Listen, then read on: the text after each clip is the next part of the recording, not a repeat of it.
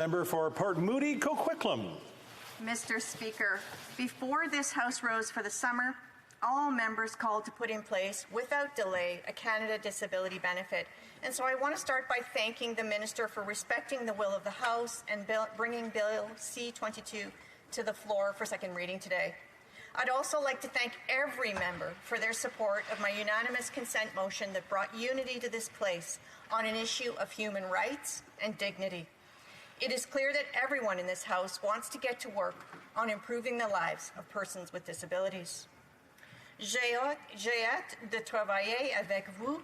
I am looking forward to working with you all to get the best possible bill adopted quickly. We want to finally eradicate poverty among people living with disabilities. I also want to express my gratitude to all the organizations, individuals, and allies that have done the heavy lifting to get us to this pivotal point. Your work has been difficult and powerful. Every meeting, email, phone call, letter, research paper, roundtable, media campaign, and petition has led us to this point. And thank you to the disability advocates and allies in my own riding of Port Moody Coquitlam, including the amazing staff and members of Community Ventures, SHARE, Kinsight, Inclusion BC, Special Olympics BC, Douglas College, Volunteer Connections, Lelania Lloyd, and Elaine Willis, as well as Merle Smith. You have shared your skills and your stories of the barriers that people with disabilities navigate every single day in this discriminatory and ableist world. I acknowledge that the disability community has had to do much too much heavy lifting to fight for their basic human rights and for equity. You should not have to face such discrimination, and I raise my hands to all of you for the work that you do. I know your fight will continue even after the Canada Disability Benefit becomes law, because the discrimination that persons with disabilities experience in this country is a moral, systemic, and systematic failure that perpetuates in communities across this country. New Democrats are committed to doing the work for change. New Democrats want to see Bill 22 become law as soon as possible. We want people with disabilities to be legislated out of poverty. We want to see the funding for this new benefit in the next budget, and we want this new benefit to get to people right away. We hope the Liberal government is committed to the same goal, but there is still work to do. This bill, as it currently stands, lacks the details, as many of my colleagues have mentioned. It lacks the details needed to know if it will achieve the goals it sets out. There is no clear eligibility, no details of how much the benefit will be, or even when people can expect to start receiving it. This bill lacks the accountability and measures needed to be successful. If this was an NDP government bill, it would have looked very different. We would have outlined how we will eliminate poverty, not just express an aspiration to reduce it. Canadians have waited 7 years for this promised benefit, yet there are no details of what it actually means, and people with disabilities are no closer to having money in the bank. This is unacceptable. The Liberal government has a responsibility to tell Canadians how this bill is really going to improve their lives. How will it do what it aspires to do? What are the tangible ways it will help? With the rising cost of food and the skyrocketing costs of housing and rent, too many persons with disabilities are suffering. COVID-19 has only amplified existing inequalities. People with disabilities have disproportionately been affected by loss of employment, social isolation, lack of access to transit and recreation, and for those with immunity risks, just going out for necessities is still a risk. Throughout the summer, too many tragic situations have happened. This is not new suffering, just an amplification of how dire the situation is. And it speaks to why the Canada Disability Benefit must be fast-tracked, so that it can help those that are suffering and save lives. The stakes are high when dealing with lives, and that is why Canadians need to have assurance this benefit will be adequate, will reach the people it needs to reach, and will be fast-tracked. Poverty is a reality for almost 1 million people with disabilities, And poverty is not an accident, it's legislated. Because there is no national framework to protect basic needs. The longer the government turns away from the promised Canada disability benefit, the more dire the situation becomes. I want to share just a few of the stories from women who have reached out to me. For anonymity, I'm just going to share their stories without names. First one. I'm trying to find remote work part-time, but if I make over $200 a month, Doug Ford will take it back provincially. We desperately need help, and no 3-year study is needed. It's been done. So many studies. Why are the Liberals stalling as more people are applying for MAID? My daughter is 21, epileptic and a blood disorder, also on disability. She said, Mom, maybe we should consider MAID. Second one. This Canada disability benefit needs to get approved by all federal parties and fast-tracked. This has nothing to do with working or not, as many cannot work. MAID is not a substitute for government aid to help pay for rent, groceries, and medicine. And the last one I'm going to share today. I sacrifice many comforts to make life almost affordable. I share an apartment with 2 others above a store. The room I sleep in is not legally allowed to be called a bedroom because it has no window. It probably used to, but now the space between my building and the neighbor has a roof. I chose it because it made it easier to find roommates, and it's quieter, but it gets so hot in the summer I can't sleep. My roommates keep their doors closed most of the time, so I get no natural light or fresh air at home. But it's better than the alternatives. I hear in these voices and the voices of many a call for urgent action.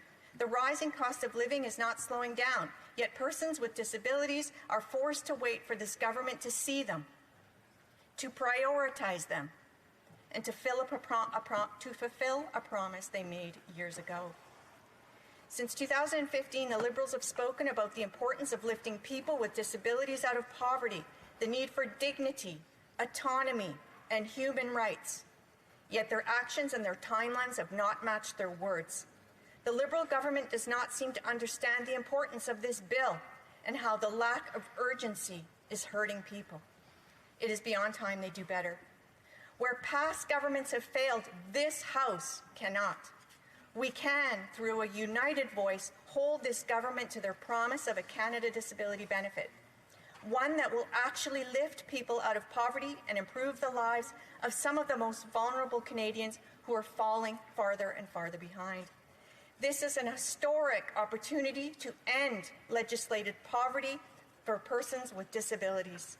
The government can end it by delivering the most significant national income security advancement for Canadians with disabilities in over 50 years. Economists predict that poverty in Canada would be reduced by as much as 40% by eliminating disability poverty. Let me repeat that number, 40%. Imagine that. Imagine that in Canada. Done right, Bill C-22 has the potential to uphold the human rights and dignity of persons with disabilities and truly ensure they do not live in poverty. The key to the success, and many of my other members in the House today have expressed it, is that the amount of the benefit must be adequate. It must be enough to meet the basic needs of persons with disabilities. In Canada, we have an official poverty line that spells out the amount needed to cover the basic needs of everyday life. It is a marker of minimum income that people need to survive.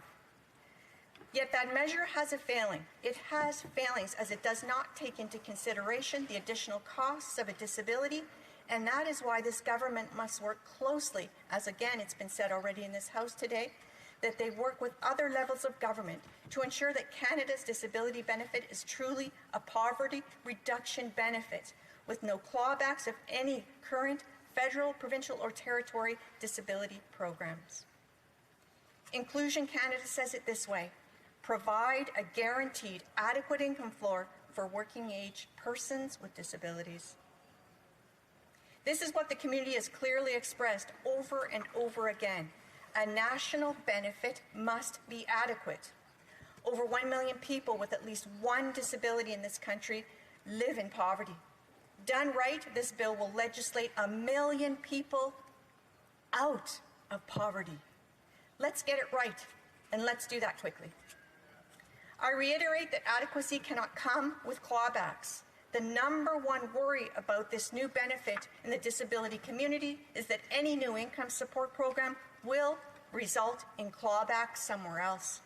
This Liberal government has already shown a pattern of introducing income support programs only to claw them back. This can't happen. In the past, New Democrats have successfully fought for Liberal government clawbacks to be reversed. We don't want to have to do that again. There needs to be protection in this bill for no clawbacks. I want to take a moment here to talk about choice. There can be no legitimate conversation on human rights, dignity, autonomy, or individual choice when people's most basic needs like housing, food, clothing, and medication are not met due to poverty. Governments say that everyone has equal and inherent rights, but we only need to look at the government's failure to deliver pandemic supports to persons with disabilities during this pandemic to remind ourselves that people living with disabilities are continually left behind. The continuing exclusion of persons with disabilities in government decision-making and in budgetary commitments, and the insurmountable barriers to full and equal participation in civic life have led some of the most vulnerable in our society to consider ending their life. Not because they choose to die, but because they see no way to live. Successive Liberal and Conservative governments have failed to offer people with disabilities equal protection under the law, including the income supports they need to survive. This is long-standing discrimination that needs to be corrected. Low-income persons with disabilities require, at minimum, a bill that commits to adequacy without clawbacks. It is, Mr. Speaker, a matter of life and death. New Democrats share the disappointment of the advocates and allies who spelled out their needs and concerns, shared their stories, and took part in years of consultation with this government, only to have eligibility details missing from this bill. No one knows who will receive this bill or this benefit. Mr. Speaker, people with disabilities are relying on the government to fast-track this benefit to deliver support without delay. The government has had a full year, 7 years actually, to add that to this bill, and it makes no sense to New Democrats why the government has not been able to clearly articulate who will be eligible. As New Democrats, we are concerned that without the details, this government will leave people behind. We saw this during the pandemic. Even though persons with disabilities were already more likely to live in poverty, persons with disabilities were the last group to get emergency supports from the government. While corporations benefited from quick and decisive government action on emergency supports, persons with disabilities were an afterthought.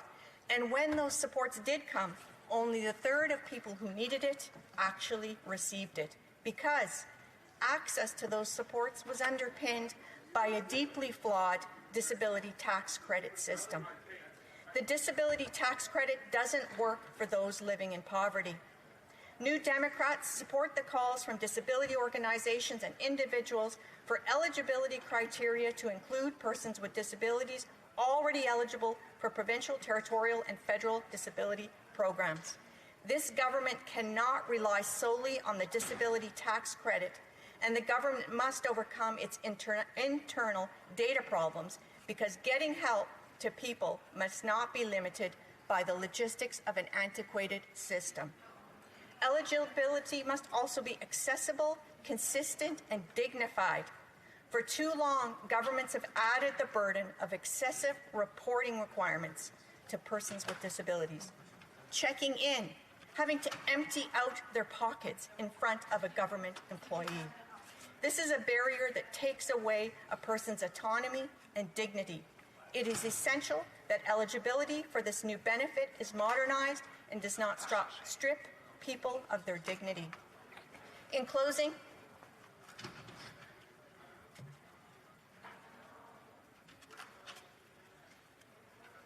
Canada aspires to be a world leader in the eradication of poverty. And here is our chance. to make that a reality for persons with disabilities. This bill needs to ensure adequacy, support, eligibility. Promises are not enough, Mr. Speaker. The persons that are living with disabilities in this country, deserve the adequacy that they are entitled to. I look forward to working with all of the House and committee on this bill. Thank you, Mr. Speaker. Question.